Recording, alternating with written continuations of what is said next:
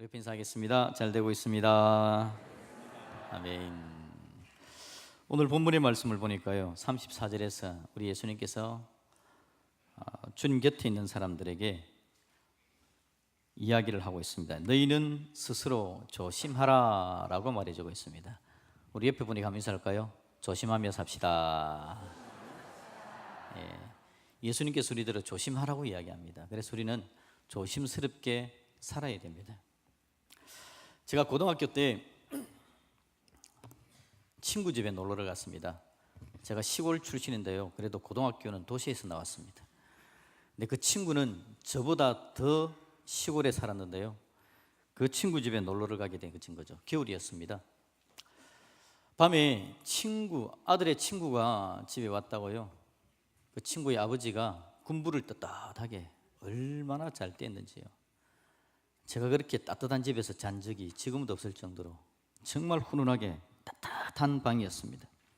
근데 여러분, 제가 한참을 자다가 뜨끔해서 그냥 깜짝 놀라서 일어났습니다. 왜 그랬을까요? 시골집에 쇠향제라도 들어왔을까요? 방에 불이 너무 뜨겁게 되어져 있어가지고 깨보니까 여러분, 복숭아뼈 부분인 것 같은데 빨갛게 익어 있었습니다. 화상을 입은 거죠. 방이 얼마나 따뜻했던지요. 너무 포근하고 좋았는데 오랜 시간 거기 자다 보니까 그런 현상이 나타나진 겁니다. 그게 바로 여러분, 전문 용어로 저온화상 그렇게 이야기합니다. 저온화상. 저온화상을 제가 찾아보니까 온도가 44도부터 50도 사이, 44도부터 50도 사이면 여러분, 우리 목욕탕에 가면 45도 막 그렇게 적은 탕에 들어가면 있을만 하잖아요. 처음에는 좀 뜨겁게 느껴지지만 들어가면 따뜻해서 몸이 노곤노곤하니 참 좋은 온도가 딱 그 온도거든요. 거기에 한참을 있으면요, 1시간 이상이 노출이 되어지면 피부 조직과 근육 조직이 서서히 파괴되어서 간답니다. 그게 화상이 되는 거죠. 그래서 좋은 화상이 심각하면요, 우리가 화상을 1도, 2도, 3도 그렇게 구분하지 않습니까? 3도 화상까지 입을 수 있고요, 3도 화상이 되어지면 다른 치료 방법이 없어서 수술을 해야 된답니다. 그럴 정도로 여러분, 저온 화상이라는 건 굉장히 심각합니다. 그런데 요즘 우리가 핫팩을 많이 사용하죠. 핫팩. 제 아들이 군대를 가 있는데요, 얼마 전에 연락이 와가지고 핫팩을 사보내라고. 요즘 군대 좋아졌습니다. 겨울에 혹한기 훈련을 가는데 바깥에서 며칠을 지내야 되는데 핫팩을 가져가가지고 따뜻하게 만들어서 안에 넣어가지고 그렇게 밤에도 지내고 한다고 핫팩을 사보내라고 그러더라고요. 핫팩을 사보냈습니다. 근데 여러분, 핫팩 그게 온도가 저온 화상을 당하기 딱 좋은 온도랍니다. 그 온도가 오래 몸속에 넣어가지고 피부에 닿아서 시간이 지나면 1시간, 2시간, 3시간 가면 그게 저온 화상이 되어진다라는 거죠. 전기장판 조심해야 된답니다. 전기장판 따뜻하게 오랜 동안 피부가 거기에 노출되어 있으면 저온 화상에 문제가 생기는 거죠. 여러분, 옆에 인사합시다. 조심하며 삽시다. 지금 여기는 뭘 조심하라는 이야기입니까? 핫팩을 조심하라는 겁니까? 전기장판을 조심하라는 겁니까? 우리 예수님께서 일단 조심하라고 이야기를 해줬는데요, 우리 예수님은 뭘 조심하라고 말씀하셨을까요? 여러분, 34절 말씀 우리 같이 한번 다시 읽어보겠습니다. 시작. 너희는 스스로 조심하라. 그렇지 않으면 방탕함과 술 취함과 생활의 염려로 마음이 둔하여지고 뜻밖의 그날이 덫과 같이 너희에게 임하리라. 아멘. 우리 예수님께서 지금 조심하라고 이야기한 건요, 방탕함과 술 취함과 생활의 염려를 조심하랍니다. 그러지 않으면 어떻게 된다고요? 마음이 둔하여지고. 우리 예수님께서 경계하는 건 바로 이겁니다. 우리 마음이 둔해지는 것, 우리 마음이 둔해지는 것, 이걸 조심하라라고 이야기하는 거죠. 자, 그러면 방탕함과 술 취함과 생활의 염려는 어떤 걸 이야기하는 걸까요? 이건요, 그 당시 사람들이 살아가는 삶의 스타일을 이야기하는 겁니다. 그 당시 사람들은 그냥 이렇게 살았습니다. 방탕하게 살고요, 술 취하고 살고요, 그리고 생활의 염려 속에 찌들려서 그냥 그렇게 살았던 겁니다. 여기서 방탕함의 기준은 뭘까요? 방탕함, 이건 여러분 하나님 보시기에 방탕한 겁니다.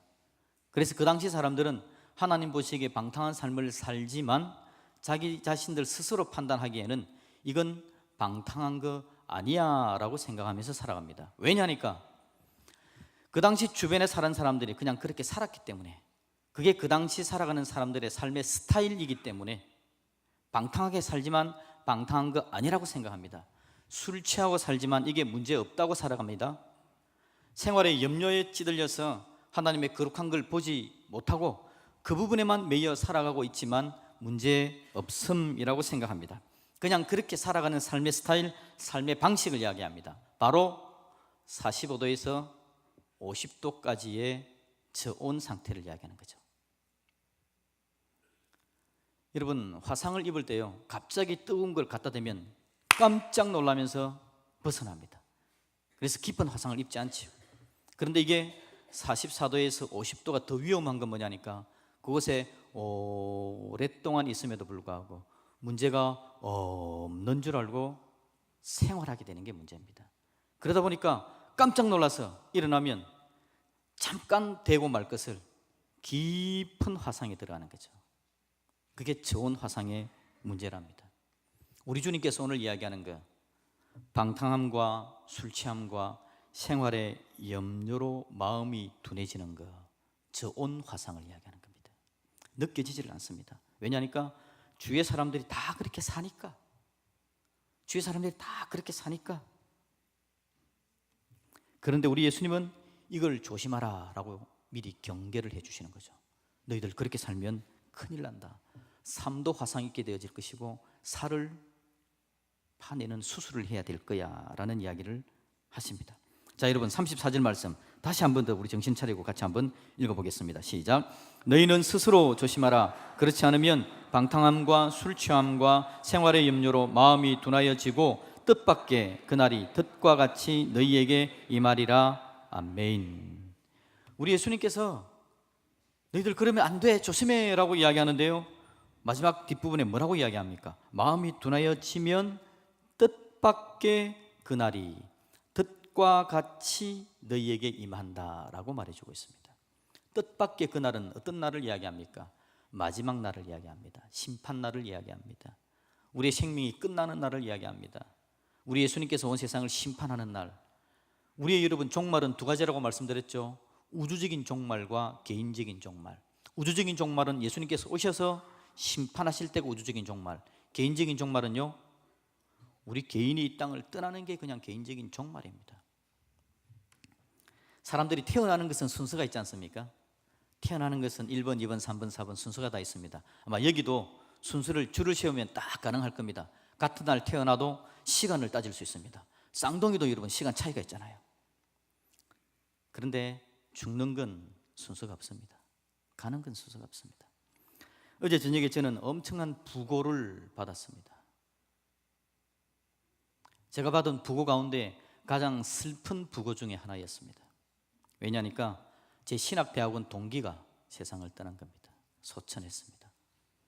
그것도 아무 병도 없었는데 갑자기 어젯밤에 우리 새가족 신방을 하면서 식사를 맛있게 하고 있는 자리였습니다. 참 분위기 좋고 갑자기 전화가 왔습니다. 받았는데 그 이야기를 듣고는 제 마음이 얼마나 무너지는지.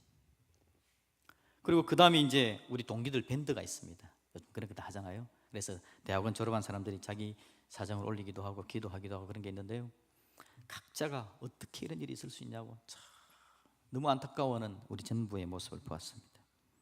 여러분, 이 땅을 떠나는 건요, 뜻밖의, 오늘 본문 말씀처럼 뜻밖의 그날이 뜻과 같이 우리에게 임합니다. 그래서 우리 예수님께서 조심하라 라고 말씀하고 있는 거죠. 우리 다음에 한번 삽시다. 조심합시다. 심판이 있기 때문에 그렇습니다. 그런데 심판이 있는데요, 문제는 뭐냐니까 주님께서 조심하라고 이야기하는 이유가 벌겋게 달아 있으면 우리가 깜짝 놀라 그걸 피해갈 건데 저온 화상입니다. 생활입니다. 이건 사탄이 활용하는 방법이죠. 사탄은 우리를 깜짝 놀라게 하지 않습니다. 깜짝 놀라는 일이 있으면 우리는 당연히 거부하고 일어나죠. 저와 여러분 정도 믿음이 되어지면요, 갑자기 죄를 지어라 그러면 안 돼요 라고 이야기하고 우리가 저항을 할 겁니다. 그런데 저온 화상의 부분을 사탄이 슬쩍 갖다 대면서 주위에 있는 사람들이 하는 일입니다 라고 이야기할 때 그냥 우리는 그런가 하고 넘어가게 되어지는 거죠. 마음이 둔해지는 겁니다. 다시 말씀드리지만 방탕함, 술 취함, 생활의 염려는 당시 사람들의 생활 방식입니다. 당시 사람들의 생활 방식입니다. 그런데요, 지금 우리 시대는 어떻습니까? 지금 우리 시대 역시 여기에 그대로 적용될 수 있습니다. 방탕함. 누구를 기준으로 한다고요? 하나님을 기준으로 했을 때 하나님 보시기에 방탕함. 방탕함이 우리 주위에 널려져 있습니다. 그럼에도 불구하고 우리는 다 그렇게 살기 때문에 당연하다라고 생각을 하는 거죠. 술 취함, 우리 주위에 자연스럽게 일어나는 현상입니다. 생활의 염려로 마음이 둔해지는 것. 생활의 염려, 사단은 계속해서 우리에게 생활의 염려를 주는 겁니다. 생활의 염려, 그게 자꾸 매이게 합니다. 염려를 자꾸 주는 거죠. 그래서 우리로 하여금 영적으로 깨어서 하나님 앞으로 가는 걸 방해합니다. 그러면서 우리 각자 이야기하게 하죠. 그럴 수밖에 없습니다. 지금 상태가 이런 상황인데요, 주위의 사람들이 다 이렇게 살아가는 삶 속에서 날 보고 어떻게 하라는 말입니까? 라고 이야기할 수 있는 이유를 우리에게 충분히 제공하는 것이 바로 이 시대라는 거죠. 사탄이 그렇게 하는 겁니다. 여러분, 제가 얼마 전에 아닙니다. 며칠 전이었던 것 같아요. TV를 보는데 우리나라 미술계가 친일의 역사가 제대로 정리가 안 돼서 문제가 많다라는 프로그램이 나왔습니다. 그러면서 여러분, 눈에 딱 보여주는 게 뭐냐니까, 여러분, 10,000원짜리에 누가 그려져 있죠? 세종대왕. 세종대왕의 영정을 누가 그렸는지 압니까? 친일파가 그렸답니다. 여러분, 이순신 장군 있지 않습니까? 이순신 장군은 뭐 한 분입니까? 왜구를 무찌른, 왜적을 무찌른. 그리고 이순신 장군의 영정, 표준 영정이라고 표현하는데요, 영정이 여러 가지면 헷갈리니까 표준 영정을 딱 두는가 봐요. 표준 영정. 그 표준 영정을 그린 사람도 친일파랍니다. 백범 김구 선생 뭐 한 분입니까? 일제 저항하면서 독립운동을 일으켰던 그 백범 김구 선생님의 동상이 있는데 그 동상을 만든 사람이 친일파랍니다. 도산 안창호 선생님의 동상 친일파가 만들었답니다. 와우, 제가 그 이야기 들으니까 어떻게 저런 일이 있을 수 있지? 실제 여러분, 아산 현충사 앞에 이순신 장군 그 영정, 아산 현충사 앞에 사람들이 프랭카드를 붙여놓고 서명을 받고 있는데요, 내용이 그렇습니다. 여러분, 이순신 장군의 영정을 친일파가 그린 거 알고 있습니까? 이거 영정을, 표준 영정을 바꿔야 됩니다 라고 사람들의 서명을 받고 있더라고요. 참 우리나라가 여러분, 친일 이 잔재가 해결이 안 되어져 있는 겁니다. 이 미술가들이 여러분 뭘 했냐니까, 그 당시가 1940년도부터 45년까지 주로 활동한 것들을 보여주는데, 그 당시가 어떤 때냐니까, 일본이 진주만에 가서 폭격을 해가지고 미국의 태평양 함대를 초토화시킨 겁니다. 그래서 태평양 전쟁이 벌어졌던 그 시대인데요, 이때에 글을 가지고 적어서 일본이 하는 침략 전쟁에 동참을 사람들을 시켜야 되는데 글보다 더 효과가 있는 게 그림이랍니다. 그래서요, 그림이 이런 그림이 있더라고요. 학도군이 딱 있는 겁니다. 학생이 군대 입대를 하는 거죠. 그런데 여기에 하나 글을 딱 적어 놓은 게 천황의 부르심을 부르러 간다, 이런 어떤 내용인 것 같아요. 그런 내용 가지고 의지에 찬 얼굴을 하고 딱 있는 겁니다. 뭔가 거룩한 일을 하는 듯한 그런 모습을 그려놓고, 양쪽에는 가스 쓰는 할아버지, 쪽머리를 한 할머니가 자랑스럽게 보내는 그런 얼굴을 한 그림을 딱 그려놓는 겁니다. 그 그림을 보면 우리나라 사람이 어떤 생각이 들겠습니까? 학도 의용군으로 가는 건 좋은 일이구나, 우리나라 민족으로서는 당연히 해야 될 일이지 라는 생각이 들게 그림을 그려놓는 거죠. 또 이 그림 속에는 근로 정신대로 가는 그림, 그 다음에 일본의 전쟁 물자를 헌납하는 것에 대한 그런 그림들을 그려놓는 겁니다. 그래서 마음속에 당연히 애국하는 마음으로 해야지라는 생각이 들게 그림을 그려놓는다라는 거죠. 이게 여러분 바로 미술가들이 한 친일 행동이었다라는 겁니다. 이들이 생각하기에 여러분, 1940년 되면 우리가 1910년에 한일 합방을 했지 않습니까? 한일 합방된 지가 30년이 지난 겁니다. 시간이 너무 오래됐습니다. 자기들 생각에 이 나라는 독립 못한다고 생각을 한 거죠. 거기다가 일본이 뭐 했다고요? 진주만에다가 폭격을 하고는 미국과 전쟁을 벌이는 겁니다. 미국과 전쟁을 벌여서 진주만을 초토화시켜버린 일본에게서 해방될 방법은 우리는 없다라는 사람들의 생각이 머리에 가득한 거죠. 그리고는 시키는 대로 그냥 그 일을 한 겁니다. 자, 여러분, 그런데 문제가 생긴 거죠. 그런 이야기들을 여러분 그 TV에서 쭉 보여주고, 그러면서 다른 한편으로 그쪽 사람들의 변명을, 반론을 할 수 있는 기회를 줍니다. 그런데 이 사람들이 여러분 문제가 뭐냐니까, 그렇게 했던 사람들이 드러난 게 1990년대예요. 그런데 그 전까지 이 사람들이 해방을 하고 나서 바로 뭐가 되느냐, 서울대학 교수, 홍익대학 교수, 미술학과의 교수가 되는 겁니다. 이 사람들이 여러분 제자들을 많이 배출하는 거죠. 그래가지고 우리나라 미술계 안에 그 사람들의 제자가 다리를 쫙 잡고 있는 겁니다. 1990년대가 돼가지고 한 교수가 자료를 정리하다 보니까 이분들이 그때의 친일 행적이 막 드러나는 거죠. 논문을 적는 겁니다. 어떤 선생님이 언제 어떤 그림을 그렸고 하는 논문을 적어내는데요, 논문을 적자마자 그 학교의 학장이 부르는 겁니다. 불러가지고 자네 지금 뭐 하는 건가? 어떻게 선생님의 낯에 침을 뱉는 이런 행동을 할 수 있나? 자네 이 논문을 철회하지 않으면 다음 임용에 문제가 있을 줄 아소? 라고 이야기를 합니다. 그 교수가 철회하지 않습니다. 이건 역사적인 진실입니다 라고 이야기하고 드러내는 거죠. 그랬더니 실제 그 다음 임용에서 탈락을 하게 됐습니다. 이 사람이 억울하니까 재판에다가 건 거죠. 5년 동안이나 투쟁하고 나서 겨우 다시 복직을 했답니다. 이게 미술계의 상황이다라는 거죠. 자, 여러분, 그 제자들이 다 그 자리에 앉아 있는 겁니다. 그래서 그 제자들에게 자기 선생에 대해서 어떻게 생각하는지를 물었습니다. 그랬더니 그들이 이렇게 이야기합니다. 그때는 다 그랬습니다. 미술하는 사람들이 정치를 안 해요. 미술하는 사람들이, 그림 그리는 사람들이 무슨 정치를 알아서 거기에 대해서 대처를 했겠습니까? 다 그냥 그런 시대니까 그렇게 할 수밖에 없었지요. 그냥 미술, 그림 그린 것뿐입니다 라고 이야기를 하는 겁니다. 여러분, 그 이야기를 들어보면, 찬찬하게 들어보면 여러분 조금 이해가 될 듯한 느낌이 듭니다. 그 당시 사람들이 뭐 미술하는 사람들은 뭡니까? 저 여러분들 인천을 이렇게 살아가고 있지만 정치를 많이 압니까? 잘 모르잖아요. 이해해 줄 만한 생각이 들어지는데 그건 아니죠, 여러분. 왜 아닙니까? 그 사람들은 죄를 지은 겁니다. 무슨 죄를 지었습니까? 시대를 모르는 죄를 지은 겁니다. 역사를 모르는 죄를 지은 겁니다.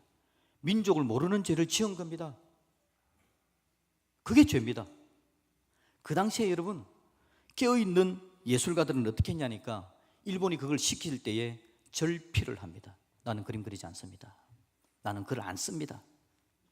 그리고는 그것 때문에 박해를 당합니다. 저항하다가 고초를 당하기도 합니다. 자기 자녀들이 공부를 제대로 못하기도 합니다. 공부를 못하니까 어렵게 살고 고통을 당하는 역사가 이어져 갑니다. 해방을 하자마자 이게 정리가 됐었어야 되는데 정리가 안 되고 그냥 그대로 진행이 되어진 겁니다. 서울대학 교수하고 홍익대 교수하고 제자들을 만들어 놓고, 그러니까 그들이 다 자기 이야기를 하고 있는 거죠. 그때는 다 그랬다고 이야기를 하는 겁니다. 친일 청산을 못한 게 이렇게 큰 문제입니다, 여러분. 우리 하나님께서 이야기합니다. 우리 예수님께서 이야기합니다. 그날이, 뜻밖의 그날이 너희에게 임한다. 여러분, 30년이 지나서 1940년대가 됐기 때문에 일본이 영영 우리나라를 다스리고 있을 걸로 여러분 착각을 합니다. 그러나 여러분, 그날이 옵니다. 그날이 올 줄 모르고 산 거죠. 우리도 여러분 그날이 옵니다. 우리 하나님께서 심판하는데요, 하나님은 친일 청산 못한 것처럼 대충 얼렁뚱땅 지나가지 않습니다. 하나님은 정확히 심판하는 분입니다. 하나님은 그 일에 대해서 정확히 심판하는 분이죠. 그래서 우리들은 오늘 예수님께서 말씀하시기를 스스로 조심해야 된다. 너희들 조심하지 않으면 안 된다. 생활입니다. 삶입니다. 삶의 스타일입니다. 이 시대의 사람들이 다 그렇게 살아갑니다. 그게 죄입니다, 여러분. 그게 잘못입니다.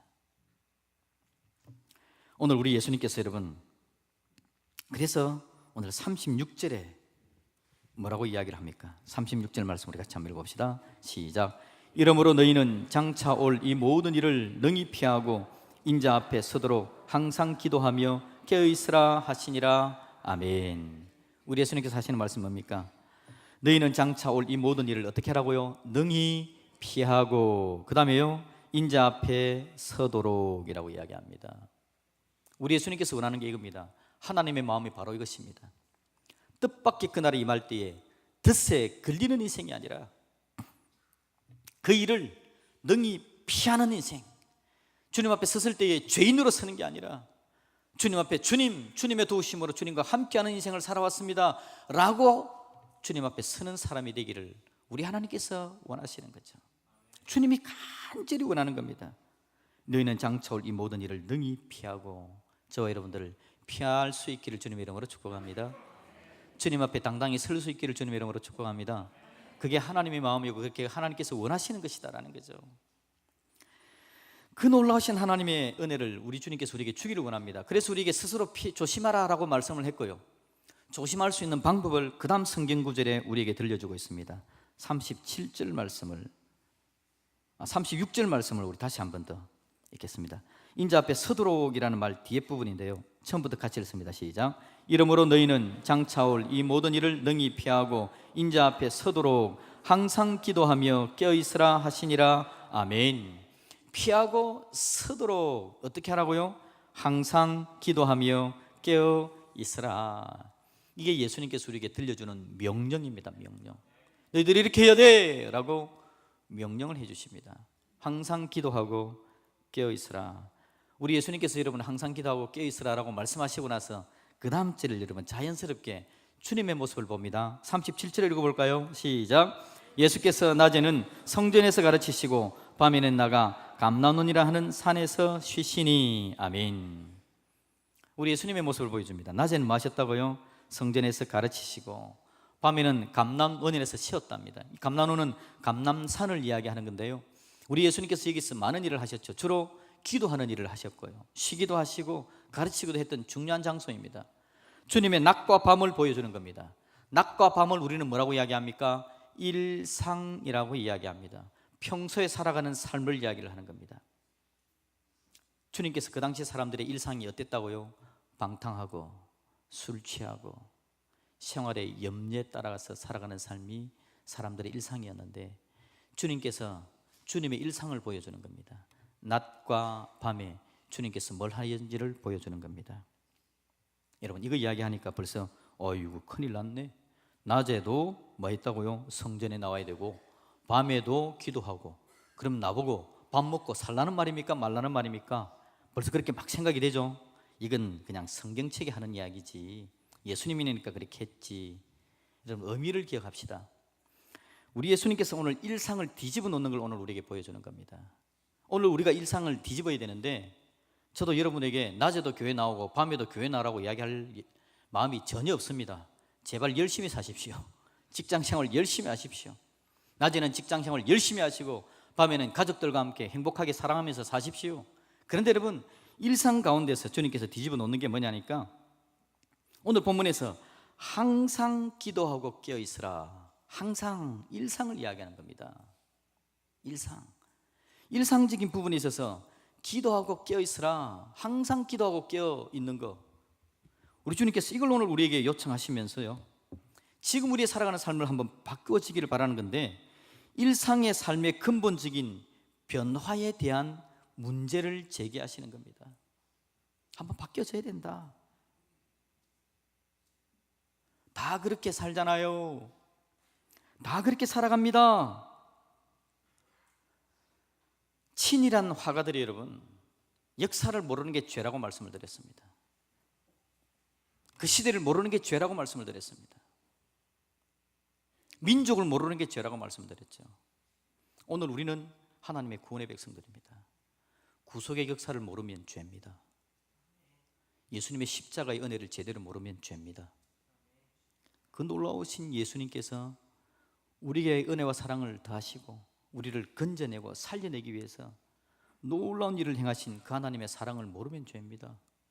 그걸 알고 있는 자로서 이 땅에서 주님께서 제대로 살아라 라고 말씀하시는 거, 그거 모르면 죄다라는 겁니다.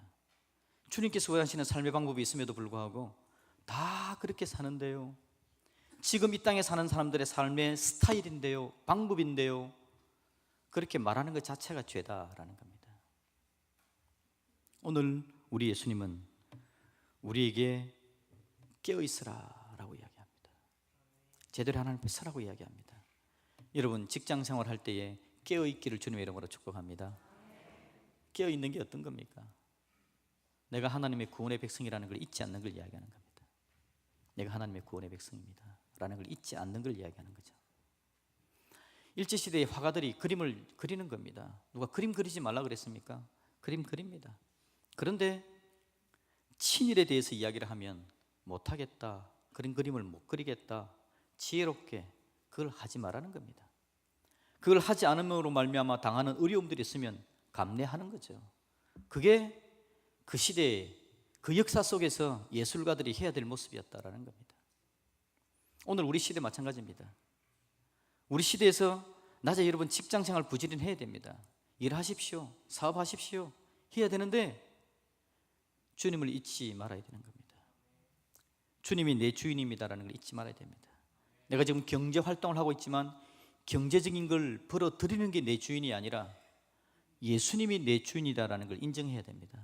직장 생활하는 그 직장 생활 자체가 여러분의 주인일 수 없습니다. 여러분의 주인은 예수님인 것을 인정할 수 있기를 주님의 이름으로 축복합니다. 여러분, 그게 믿음 좋은 겁니다. 여러분, 믿음 좋다라고 이야기하는 게 그냥 교회 나와서 기도 많이 하고 있고, 교회 나와서 성경 열심히 읽고, 교회 나와서 기도하고 성경을 읽어야 되는 이유가 뭡니까? 구속의 역사를 알고 하나님의 뜻을 알고 생활 속에서, 직장 속에서 주님을 내 주인으로 모시고 있어야 될 자리에 있는 거, 그게 바로 믿음 좋은 겁니다. 성경만 많이 읽고 기도만 많이 하는 건 절반의 믿음입니다. 절반의 믿음. 우리의 믿음은 삶 속에서 드러나야 됩니다. 항상입니다. 교회 나올 때만이 아니라 항상 기도하는 거, 깨어있는 거. 교회에서만 기도하는 게 아니라 직장에서 기도해야 됩니다. 기도하는 자세로 하루하루를 살아야 되는 겁니다. 주위에 있는 사람들을 돌아보는 겁니다. 직장에서 그렇게 사는 게 바로 우리 하나님께서 기뻐하는 항상 기도하고 깨어있는 삶이다라는 거죠. 그곳에서 방탕하지 않습니다. 그곳에서 술 취하지 않습니다. 그곳에서 생활의 염려에만 매여 있는 삶을 살지 않는 걸 이야기하는 겁니다. 그래야만 조심하는 삶, 깨어있는 삶, 그날이 뜻밖이 임할 때에 그 뜻에 걸려들지 않는 삶이 되어진다는 거죠. 우리 하나님께서 오늘 우리에게 이걸 말해주길 바라는 겁니다. 여러분, 2019년에 우리 일상의 삶에 근본적인 변화가 나타나지기를 주님의 이름으로 축복드립니다. 살아가는 삶의 스타일이 바뀌어져야 됩니다. 하나님께로 더 가까이 갑니다 라는 찬양이 자꾸 제가 설교를 준비하는데 제 머릿속에 떠오르더라고요. 우리 살아가는 삶이 부지런히 하나님께로 더 가까이 나가는 삶. 그래서 계속해서 최근에 제가 많이 말씀을 드리지만 우리의 신앙은 하나님 중심, 성경 중심, 교회 중심이어야 합니다. 우리의 삶은 어디에서나 거룩하고 성결한 삶이어야 합니다. 우리의 삶의 태도는 어디서나 주님처럼 성실한 삶이어야 되는 겁니다. 그게 바로 여러분 2019년에 자연스럽게 항상 우리 일상이 되어지는 저와 여러분이기를 주님의 이름으로 축복합니다. 그렇게 살아갈 때에 여러분의 직장의 사업에 하나님께서 대박 터뜨려 주셔서 사업 잘 되기를 바라고, 그런 삶 가운데 직장에서 살아갈 때에 직장에서 인정받고 진급하시기를 바라고, 그런 삶 가운데 학생들 공부할 때 하나님께서 머리를 지혜롭게 하셔서 여러분들을 하나님께서 마음껏 쓰시고 공부 잘 되게 하시고 장학금도 많이 받는, 장학금 사가지고 목사님 짜장면 사줄 수 있는 그런 믿음의 사람들이 다 될 수 있기를 주님의 이름으로 축복드립니다. 우리 같이 찬양합시다.